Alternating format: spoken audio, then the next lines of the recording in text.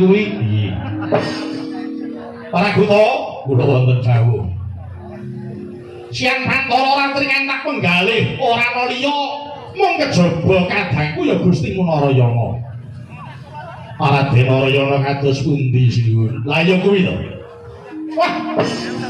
Narayana ki rumangsane apa isih Jaka napa piye jane? Yen tak pikir dheweke kok ora duwe rasa welas karo bojone Kyai Jembawati. Lan maneh sing padha ora ngerti dikira aku iki sedulur tuwa sing ora bisa ngandani sedulur nom para Guta. Apa kira-kira Narayana kuwi meri karo Baladewa?